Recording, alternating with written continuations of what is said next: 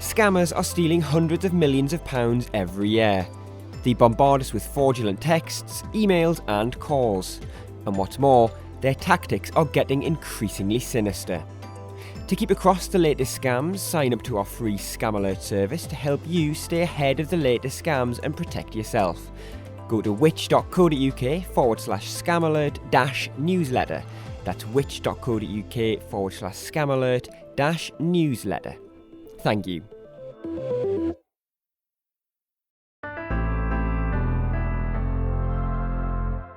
Hello and welcome to the Which Shorts podcast. I'm James Rowe. This is the podcast that brings you the very best from Which, with a weekly taster of some of the brilliant journalism you can expect from your suite of magazines. Today we're looking at food, specifically about where it comes from and what big brands and supermarkets are and aren't telling us. Doing a weekly shop isn't a task many of us actually look forward to, so having to spend time looking at the labels on our favourite foods to see where they come from isn't something we want to spend time on. But as we've been finding out, some of the information on food labels can be misleading and, in some cases, even meaningless. In the May edition of the Which magazine, we headed out to the shops to find out what household brands are printing on their labels and whether or not they tell the full story. Rob Lilly-Jones reads this piece, originally written by Ellie Simmons. Where food comes from can be an emotive subject. And whether you prioritise supporting local farmers, limiting your food's climate footprint, or assessing animal welfare, origin labelling should make choosing easier. The question of food provenance is attracting attention, with Prime Minister Rishi Sunak calling on supermarkets to showcase British food, and many responding with dedicated Buy British sections on their website. Meanwhile, ministers have announced a consultation on clearer country of origin food labelling. We visited the UK's biggest supermarkets to look at just how well the food on their shelves is labelled. Our researchers uncovered a string of issues, from completely meaningless wording and major inconsistencies to missing information and downright misleading labelling. First up was missing information. At Sainsbury's, we found loose red cabbage, cauliflowers, courgettes and onions with no origin labelling visible on the shelf edge or the produce itself. Peppers, melons and mangoes at Asda and spring onions at Aldi were also missing visible country of origin information. Our research is just a snapshot, but we believe these examples could be in breach of rules that say unprocessed fruit and veg should have origin labelling. Sometimes, even when there was information, it was meaningless. Pity the shopper who wants to know where the pork in their Lidl sausage rolls is from. For example, the label states they're produced in the UK, with UK and non-UK pork, leaving consumers none the wiser. Meanwhile, unsmoked thick-cut gammon joints at Iceland say the pork origin is EU and non-EU. We know shoppers aren't fond of this approach. When we surveyed over 2,000 members of the public, one told us, "I find it concerning when a food states that it is from several different sources and countries." Manufacturers often do this to comply with the rules for mandatory origin labelling, but it's of little use in practice. Some of the labelling we spotted was simply odd.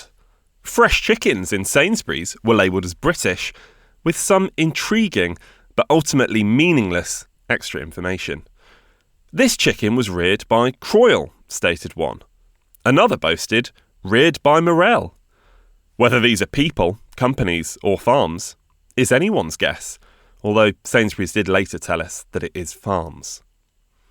We also uncovered inconsistencies. Whole, loose fruit and veg must have origin labelling, but pre-cut packaged versions don't have to. A large pineapple in Tesco was clearly labelled as being from Costa Rica, but the pre-cut tub of pineapple chunks a few shelves away didn't have any hints of where the fruit was grown. Fresh chicken was labelled well because this is required by law, but frozen, processed chicken far less so, because it's not mandatory to do so. Bird's Eye's 44 chicken nuggets with golden whole grain had no origin labelling at all, nor did Greggs frozen creamy chicken pies or Iceland's chicken nuggets. The rules differ because it can be challenging to state the country of origin for products with multiple ingredients and complex supply chains. But plenty of other frozen meat products did have origin labelling, showing it can sometimes be done. There were also inconsistencies within brands. The packaging for Charlie Bingham's moussaka contained no hint of where its meat was from, nor did its chicken and ham gratin, but its lasagna boasted British beef and British pork. The rules that state meat, fruit and veg must have country of origin labelling don't apply to processed foods. This means that these examples don't break any rules, but they certainly could be more helpful to shoppers. So, can you trust a Union Jack on a product's packaging? Well, technically, it's within the rules. You might be surprised to find that pork in your Aldi bacon and cheese wrap, with a big Union Jack and Made in Britain adorning the front of the pack, is actually from the EU. Both Tate & Lyle and Silver Spoon granulated sugar also feature Union Jacks on their packets, but a closer look shows that while Tate & Lyle's pack is made in Britain, the raw cane sugar is from a range of non-UK countries. The sugar beet in the Silver Spoon pack, on the other hand, is always grown here in the UK.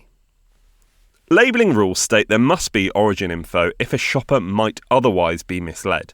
For example, if a pizza box shows the Leaning Tower of Pisa, but the pizza is actually made in the UK.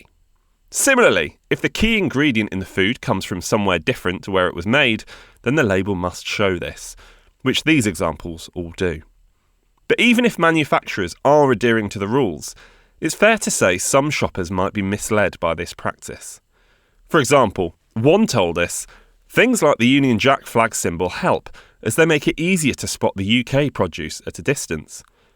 Others are more sceptical.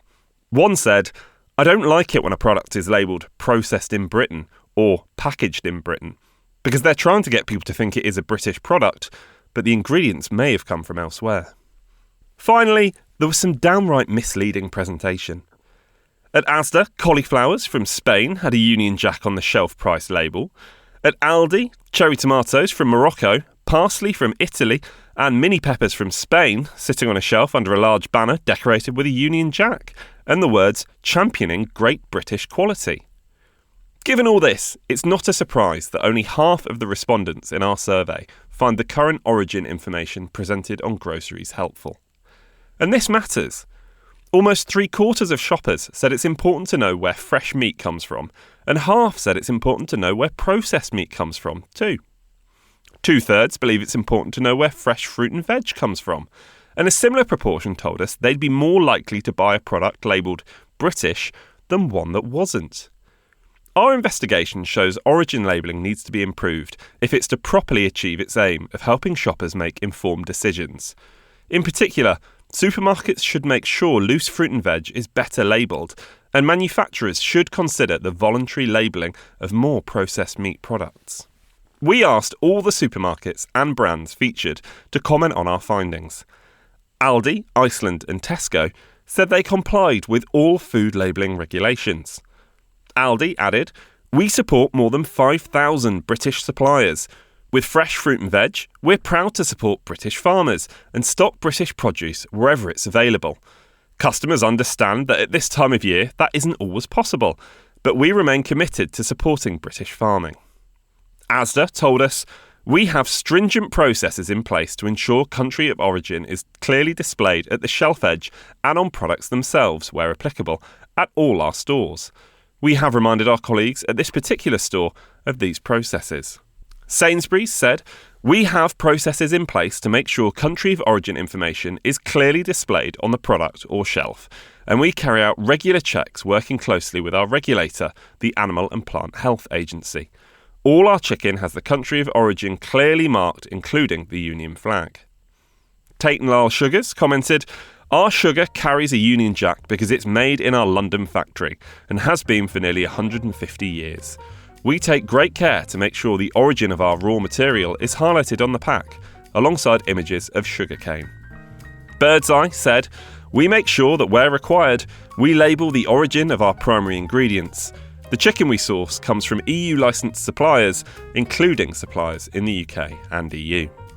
Charlie Bingham's, Greggs and Lidl didn't comment.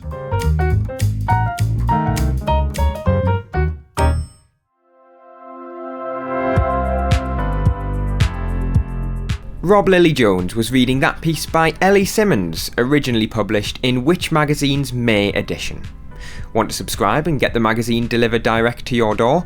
I'll pop a link in the description of today's show for you to find out more. Remember, you can find more articles you'll find useful every day on everything from money and technology to home and garden advice by signing up to one of our many free email newsletters at which.co.uk/newsletters. We'll be back next week for another episode of Which Shorts. Thanks for listening. Which Short was produced and edited by me, James Rowe, while the exec producer was Grace Farrell.